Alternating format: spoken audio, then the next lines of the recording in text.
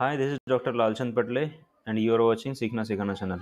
हम आज इस वीडियो में बात करने जा रहे हैं वीएसडीएल के प्रोग्राम्स की और उस वीएसडीएल के प्रोग्राम से बिट फाइल कैसे जनरेट करें और उसके बाद में हम उसे एफपीजे की किट में किस तरह से बर्न करें। सो अभी जो है मेरे पास इस सिस्टम में ISE 14.7 है, जो कि जिस सिस्टम में रन कर रहा हूँ मैं वो है 32 बिट ऑपरेटिंग सिस्टम विंडोज 7 और इसकी रैम 2 जीबी की है। तो मैंने क्या काम करना है, सबसे पहले ISE डिज़ाइन सूट 14.7 ज़ाइलिंग से डाउनलोड करना है। डाउनलोड करने के बाद इसकी काफ़ी ज़्यादा साइज़ है, तो उसको डाउनलोडिंग में ज़्यादा टाइम लगेगा। उसके बाद उसको इंस्टॉल कर लेने का है और इंस्टॉल करने के बाद आप इसे ओपन कर लीजिए। जैसे इसे ओपन करेंगे हम, तो यहाँ पर देखिए ये विंडो जो है ये ज़ाइलिंग ISE का विंडो है। अब मैं यहाँ पर आपको जो इस वीडियो में बताने जा रहा हूँ वो मेरा फर्स्ट प्रोग्राम है और इस फर्स्ट प्रोग्राम में हम लॉजिक गेट का प्रोग्राम देखेंगे। तो यहाँ मैं क्या काम करूँगा, सबसे पहले फाइल मेन्यू में जाके न्यू प्रोजेक्ट कहूँगा। जैसे न्यू प्रोजेक्ट पे क्लिक करता हूँ मैं, तो ये न्यू प्रोजेक्ट क्रिएट करने के लिए एक विंडो ओपन हो जाती है और यहाँ पर मैं फॉर एग्जांपल एंड गेट बनाना चाहूँगा, राइट? तो एंड गेट लाइक दिस मैंने एक फाइल नेम दे दिया, जो कि मेरे डॉक्यूमेंट में वीएसडीएल प्रोजेक्ट के नाम से एक फ़ोल्डर बना के रखा है, उसी में मेरा ये फ़ोल्डर सेव होगा, राइट? और यहाँ पर top level source file HDL select करके नेक्स्ट करेंगे हम। और यहाँ पर बोल रहा है do you want to overwrite this project. अच्छा, यहाँ पर ऑलरेडी मैंने उस नाम का एक प्रोजेक्ट बनाया हुआ है, तो मैं क्या काम कर देता हूँ, एंड वन गेट ऐसा बोल देता हूँ, राइट? तो ये नहीं है।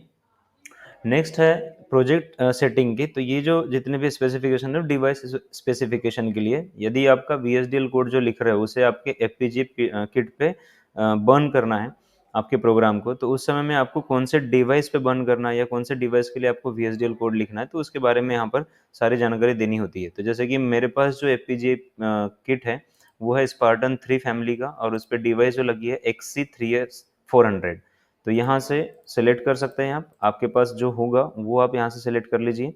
पैकेज टाइप में PQ208 यूज़ किया मैंने और उसके बाद यहाँ पर प्रीफर्ड लैंग्वेज में VSDL यूज़ कर रहा हूँ, क्योंकि मैं VSDL का प्रोग्राम यूज़ कर रहा हूँ। यदि आपको वेरिलॉग पे जाना है तो वेरिलॉग पे भी जा सकते हैं। अब यहाँ पर मैं नेक्स्ट करता हूँ और फिनिश बटन पे क्लिक करता हूँ। तो यहाँ क्या आ गया, ये नई विंडो आ गई है और ये जो दिख रहा है ये है तुम्हारा प्रोजेक्ट विंडो और ये है प्रोजेक्ट विंडो का प्रोसेसिंग विंडो। तो मुझे प्रोजेक्ट विंडो पे यहाँ देखना है कि मैंने जो प्रोजेक्ट क्रिएट किया है इसी नाम से किया है, एंड वन गेट। अब इस पे राइट क्लिक करेंगे और बोलेंगे न्यू सोर्स। अभी सेकंड स्टेप कि मैं प्रोजेक्ट पे एक फाइल ऐड करना चाहता हूँ, सोर्स फाइल। और वो कौन सी फाइल रहेगी, तो VSDL मॉड्यूल रहेगा। अब यहाँ पर मुझे उसका फाइल नेम देना है, तो मैं यहाँ पर वापस एंड गेट या फिर कोई भी नाम दे सकते हैं आप। तो मैंने एंड गेट का नाम दे दिया और यहाँ पर ऐड टू प्रोजेक्ट को चेक किया है। इसे नेक्स्ट करेंगे हम। ये आता है यहाँ पर आपको जो डिवाइस या सर्किट जो डिस्क्राइब करने वाले हो VSDL में, तो उसके पोर्ट्स के बारे में इंफॉर्मेशन देना है। तो मैं बना रहा हूँ AND gate, two input AND gate, तो उसमें 2 इनपुट रहेगा और एक आउटपुट रहेगा। तो यहाँ मोड सेलेक्ट कर सकते हो आप, डायरेक्शन कि यहाँ इनपुट है 2 AB और एक आउटपुट है। और इतना करने के बाद इसे नेक्स्ट कर लीजिए। तो ये बेसिकली एंटिटी डिक्लेयर कर रहे हैं आप, मतलब एंटिटी बना रहे हैं आप, राइट? तो यहाँ पर हमारा एंटिटी डिफाइन हो गया। इसे फिनिश कीजिए तो आपके सामने एक VSDL का एडिटर ओपन हो जाता है। इस एडिटर में जो पहले इनिशियल लाइंस है ये ग्रीन कलर में, तो ये डॉक्यूमेंटेशन सेक्शन है जिसमें आप सारी इन्फॉर्मेशन लिख सकते हो जो नॉन एग्जीक्यूटेबल है। तो मैं फिलहाल के लिए इसको डिलीट कर देता हूँ और मेरा प्रोग्राम थोड़ा छोटा बना देता हूँ, क्योंकि छोटा प्रोग्राम जल्दी समझ में आ जाएगा, राइट? अब यहाँ पर जो ऊपर दिख रहे हैं ये है लाइब्रेरीज। तो यहाँ पर लाइब्रेरी IEEE यूज़ हो रहा है और उसका IEEE standard logic 1164 dot all. ये 2 लाइन कंपलसरी आपको हर एक VSDL प्रोग्राम में देखने को मिलेगी, राइट? उसके बाद ये जो है ये है एंटिटी। अब ये एंटिटी हमने जो अभी अभी दिए थे पोर्ट्स के नाम A, B और Y, तो ये वहीं से ऑटोमेटिक ले लेता है और इस जो फाइल का नाम लिखा था मैंने उसी को एंटिटी नेम दे देता है, राइट? तो entity and get is port A, B. These are input, and what are the types of these ports are standard logic, right? And Y is the output port, and the data type of this output port is standard logic. Okay, तो यहाँ तक हो गया entity। अब इसे describe करना है, मतलब उसका आर्किटेक्चर डिस्क्राइब करने के लिए अभी आर्किटेक्चर लिखेंगे। यहाँ पर बिहेवियरल बाय डिफॉल्ट लिख के आता है, आप कोई भी नाम लिख सकते हो। उसके बाद of AND gate is begin. अब बिगिन के अंदर और एंड बिहेवियरल के बीच में, तो यहाँ पर आपको मेन प्रोग्राम लिखना है। तो मुझे क्या बनाना है, एंड गेट। तो एंड गेट का प्रोग्राम किस तरह से लिखेंगे हम, तो हमारे पास आउटपुट है y, तो इसको हम असाइन करेंगे input a and b, right. मतलब मेरे पास दो इनपुट्स है a और b, इन दोनों के बीच में ऑपरेशन कौन सा परफॉर्म करना है, एंड लॉजिक करना है, और जो भी रिजल्ट आएगा वो किसे असाइन करना है, y को। तो यहाँ पर देखिए पोर्ट है y, इसलिए पोर्ट पे जब भी कोई डेटा या लॉजिक असाइन करना है तो आपको less than equal to symbol use करना पड़ता है, ये असाइनमेंट ऑपरेटर है, राइट। और उसके बाद बस इतना ही है, और इसे एंड भी है वेरिएबल। तो ये मेरा प्रोग्राम कंप्लीट हो गया एंड गेट डिस्क्राइब करने के लिए, ओके। तो बेसिकली ये जो मैंने इक्वेशन लिखा है तो ये है डेटा फ्लो मॉडलिंग में। आप यहाँ पर अलग अलग तरीके से मॉडलिंग यूज कर सकते हो, जैसे कि बिहेवियरल मॉडलिंग हो गया, डेटा फ्लो मॉडलिंग हो गया, स्ट्रक्चरल मॉडलिंग हो गया, राइट। तो जैसा आपका सर्किट डिमांड करता है वैसा मॉडलिंग चूज करना पड़ता है। यहाँ पर फिलहाल सिंपल लॉजिक गेट बनाना है तो लॉजिक गेट का एक इक्वेशन है, राइट। आपके पास अगर इक्वेशन है किसी भी लॉजिक सर्किट का तो आपको डेटा फ्लो मॉडलिंग बहुत ही सिंपल पड़ जाता है, ओके। तो अब ये प्रोग्राम लिख के हो गया, इसे मैं सेव कर देता हूँ। सेव करने के बाद मैं क्या काम करूंगा, इसे यहाँ पर एंड गेट बिहेवियरल पे क्लिक करूंगा, जो मेरी फाइल है ना। तो यहाँ उसकी प्रोसेस ओपन हो जाती है। तो यहाँ पर कौन सा प्रोसेस करना है, तो सबसे पहला प्रोसेस करना है सिंथेसाइज। तो सिंथेसिस क्या करता है, इसको डबल क्लिक कर लेता हूँ, इसको टाइम लगता है। अब ये सिंथेसाइज करने का मतलब होता है कि मेरा जो लिखा हुआ प्रोग्राम है उसमें किसी तरह का सिंटेक्स एरर तो नहीं है। यदि होगा तो यहाँ पर एरर आएगा, तो नीचे एरर की विंडो होती है, यहाँ पर console error warning find in files. तो हमारे पास कंसोल रखना या फिर एरर देखना, तो यहाँ पर एरर अगर होगा तो यहाँ आ जाता है, राइट।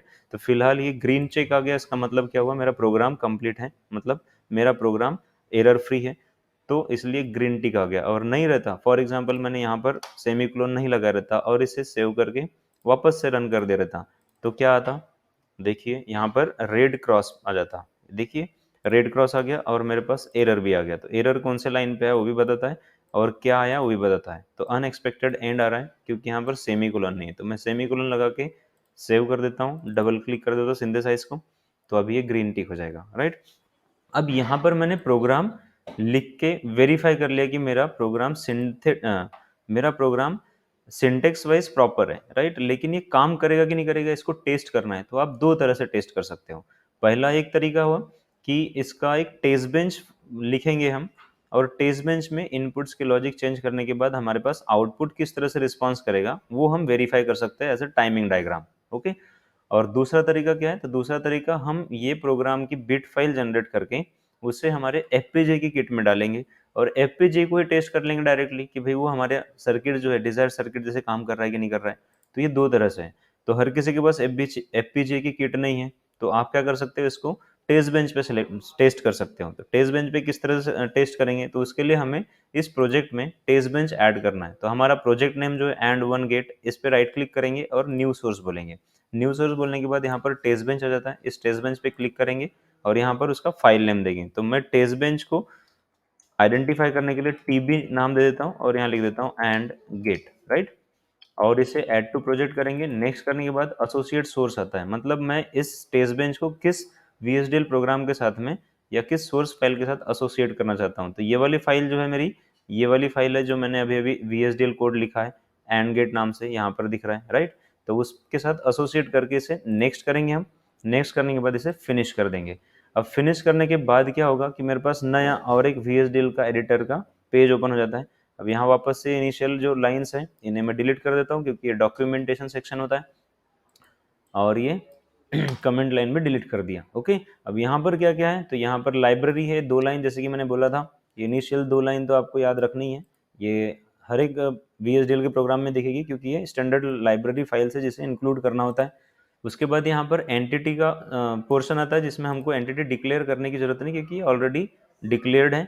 कहाँ डिक्लेयर्ड है, तो हमारे इस पहले वाले फाइल में, राइट। तो उसी से एसोसिएटेड है, तो यहाँ पर उसको अलग से डिक्लेयर करने की जरूरत नहीं पड़ती।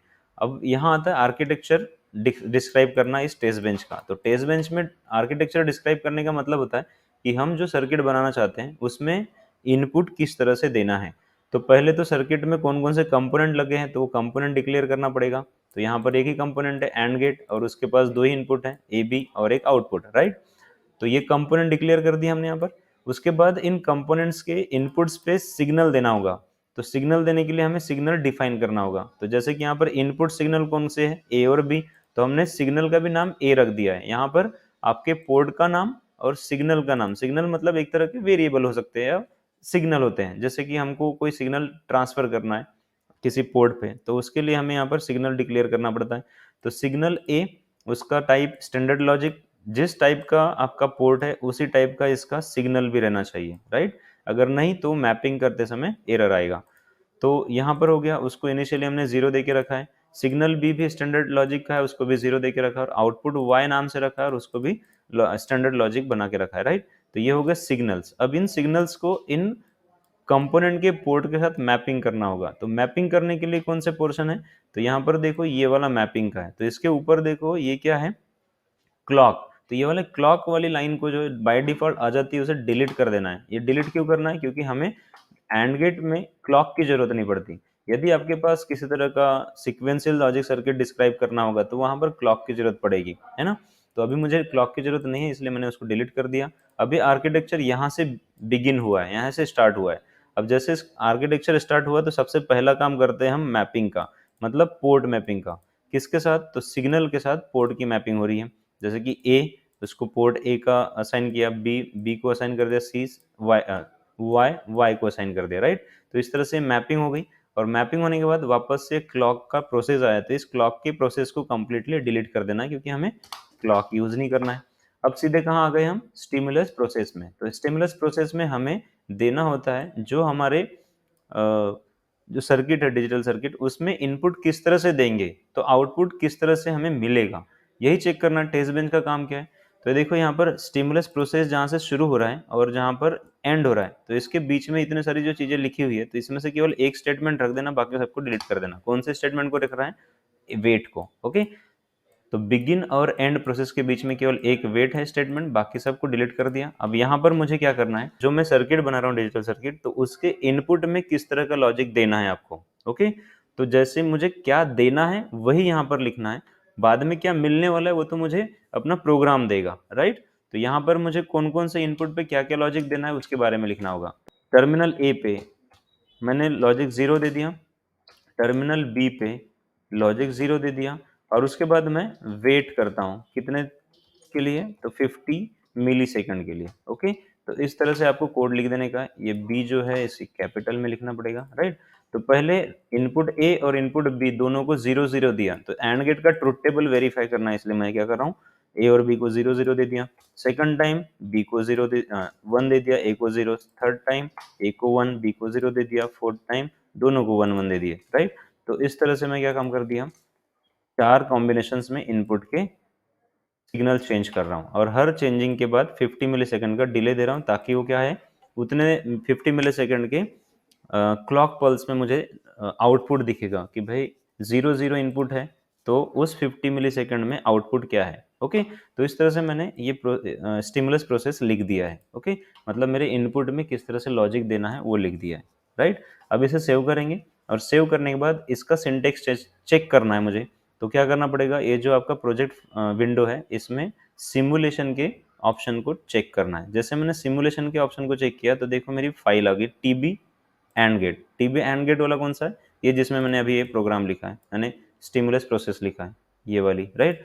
तो ये इसको सिलेक्ट करना है। इसको सिलेक्ट करने के बाद इसके नीचे प्रोसेस विंडो आती है, तो जिस फाइल को सिलेक्ट किया उसका प्रोसेस विंडो सिलेक्ट होता है, राइट।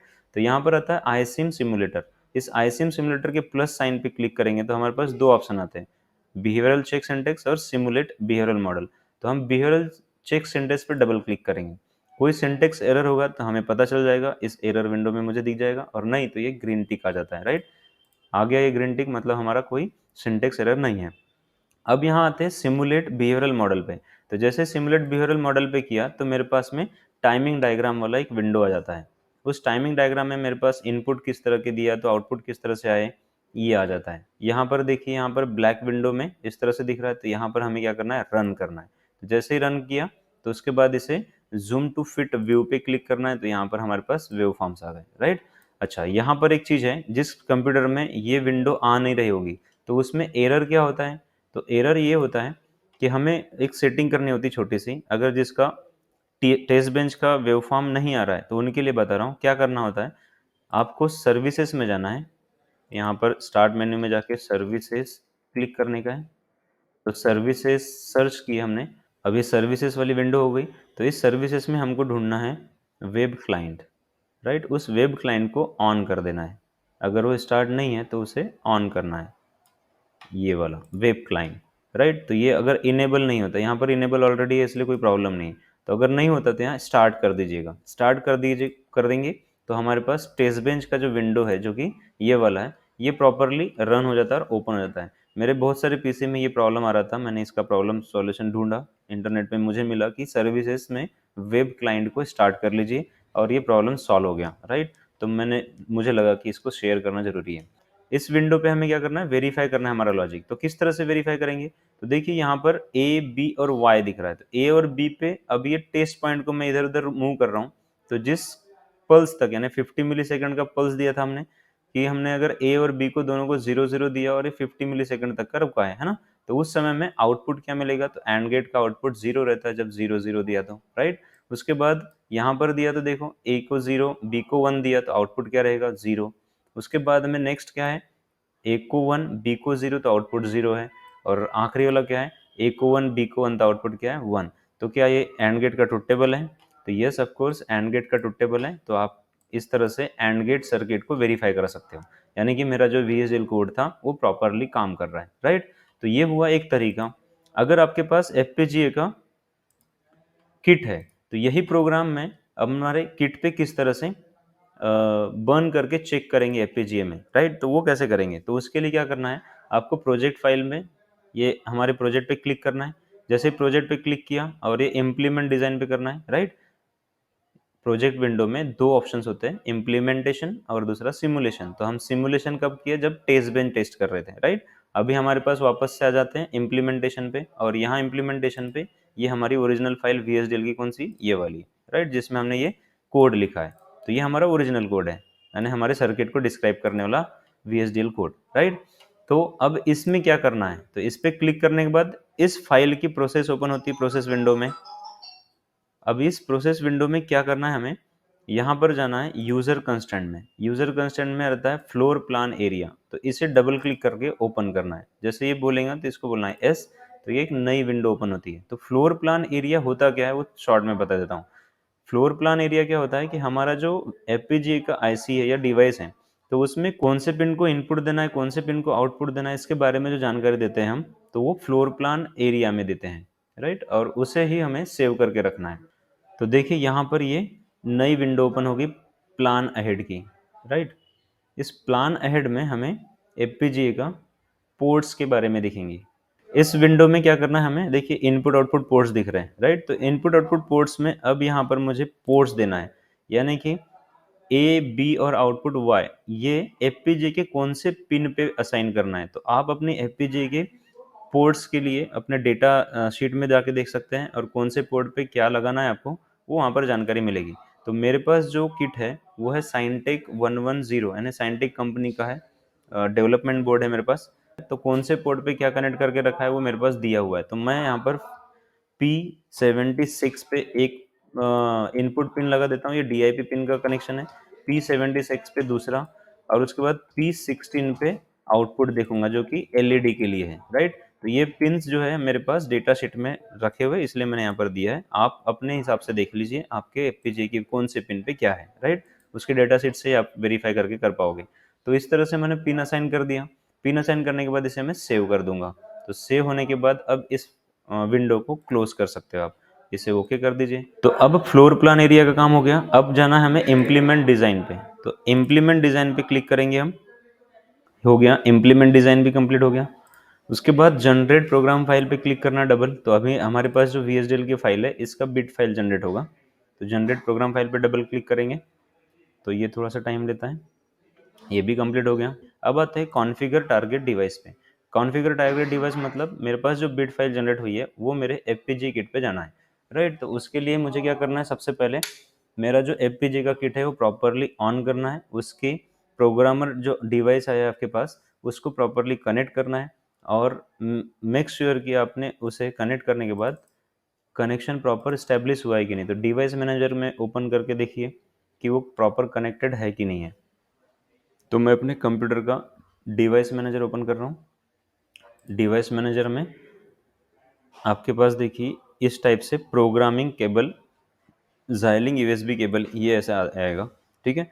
अगर ये नहीं आया इसका मतलब आपका कनेक्शन प्रॉपर नहीं हुआ है। तो इसको प्रॉपर कनेक्शन करने के लिए ड्राइवर्स वगैरह लगते हैं, लेकिन 14.7 जो Xilinx ISE है उसमें ड्राइवर्स की ज़रूरत नहीं है। यहाँ पर मैंने किसी तरह का ड्राइवर इंस्टॉल नहीं किया है, जस्ट 14.7 इंस्टॉल करके मैं यूज़ कर रहा हूँ और वो प्रॉपरली काम कर रहा है, किसी तरह का प्रॉब्लम नहीं है। तो अब यहाँ पर देखिए हम क्या काम करेंगे, कॉन्फ़िगर टारगेट डिवाइस करेंगे। ये इम्पैक्ट प्रोजेक्ट ओपन करता है, एक नई विंडो ओपन होगी इम्पैक्ट नाम की सॉफ्टवेयर, जो कि बिट फाइल को एफपीजी किट में बर्न करने के काम में आता है। तो ये आ गया आपका विंडो, नया विंडो, राइट। तो इस पे क्या करना है आपको, फाइल मेन्यू में जाके न्यू प्रोजेक्ट बोलना है, न्यू प्रोजेक्ट के बाद इसको एस बोलना है, एस के बाद इसे ओके करना है, और ओके करने के बाद यहाँ सामने आ जाती है ऐसी, ठीक है। तो ये पूछता है कि do you want to assign configuration file, इसे फिलहाल मैं बंद कर देता हूँ, राइट, इसे भी बंद कर देता हूँ। तो अभी क्या करते हैं, यहाँ पर 2 आईसी दिख रही है, राइट। तो ये पहली आईसी हमारे प्रोग्रामर हार्डवेयर की, और दूसरी आईसी है हमारा Xilinx, यानी दूसरी आईसी हमारी FPGA की। तो यहाँ पर नाम लिखा रहता है, देखिए XC3S400, ये हमारा FPGA का डिवाइस है, और ये क्या है, XCF02S, तो ये हमारा प्रोग्रामर आईसी, मतलब प्रोग्राम जो करने का काम में जो हार्डवेयर लगाया हमने उसकी आईसी, राइट। तो अब हम क्या काम करेंगे, इस डिवाइस पे, एफपीजी के डिवाइस पे राइट क्लिक करेंगे और यहाँ पर बोलेंगे असाइन न्यू कॉन्फ़िगरेशन फाइल। अब कॉन्फ़िगरेशन फाइल जाएंगे तो हमारा प्रोजेक्ट कहाँ पर था, तो VSDL प्रोजेक्ट में मैंने बनाया था गेट 1 नाम का, है ना, एंड 1 गेट। यहाँ पर बिट फाइल जनरेट हुई थी, ये इसे सिलेक्ट करना है, ओपन करना है। अब यहाँ पर देखो, एंड गेट डॉट बिट, ये फाइल आ गई इस पे। अब इसे हमें बोलना है प्रोग्राम। तो जैसे मैंने बोला प्रोग्राम, इसे ओके करना है, तो ये प्रोग्राम हो चुकी है। जैसे ओके हो गया है, अब मुझे क्या करना है, चेक करना है मेरे एफपीजी किट पे। तो चलिए एफपीजी किट को देखते हैं। तो ये रहा हमारा एफपीजी का आईसी XC3S400, और ये साइनटेक 110 का किट है, जिसमें ये डिजिटल आउटपुट चेक करने के लिए एलईडीज़ हैं, और यहाँ पर DIP पिन्स हैं, हेक्स पिन्स है, पुश बटन्स हैं, उसके बाद 7 सेगमेंट डिस्प्ले LCD है, राइट। और ये हमारा Xilinx का हार्डवेयर है, जो कि इसमें प्रोग्राम बर्न करने के काम में आता है, राइट। तो ये हमारा आईसी का पिन है, राइट। अब मैंने इसमें डाल दिया, अब मुझे क्या करना है, वेरीफाई करना है। तो मैंने इस DIP पिन के पिन नंबर 76 और 77 में इनपुट दिया है, A और B, राइट। और जो LED D1 है, इसको मैंने आउटपुट बनाया। तो यदि मैंने इन दोनों पिन में से किसी एक को भी 1 किया, तो ये जो LED है वो ऑफ रहेगी, ऑफ है ना। और ये दोनों को अगर मैंने 1 किया तो जैसे दोनों को 1 कर दिया, तो ये देखिए LED ऑन हो गई। इसका मतलब हमारा जो FPGA किट है, ये अभी फ़िलहाल एंड गेट जैसे काम कर रहा है। मैंने किसी एक को भी 0 किया, राइट, किसी एक को भी 0 कर दिया लाइक दिस, तो अभी LED क्या हो गई, ऑफ हो गई। ओके, तो इस तरह से हम वेरीफाई कर सकते हैं हमारे FPGA किट के ऊपर। Okay, like this. तो आई होप ये वीडियो पसंद आया हो आपको, और FPGA में प्रोग्राम किस तरह से बर्न करते हैं और उसको वेरीफाई किस तरह से करते हैं आप समझ गए हो। यदि वीडियो पसंद आया हो तो प्लीज़ लाइक एंड शेयर ज़रूर कीजिए। यदि चैनल पर नए हो तो सब्सक्राइब ज़रूर कीजिए। तो मिलते हैं नेक्स्ट वीडियो में। Thank you.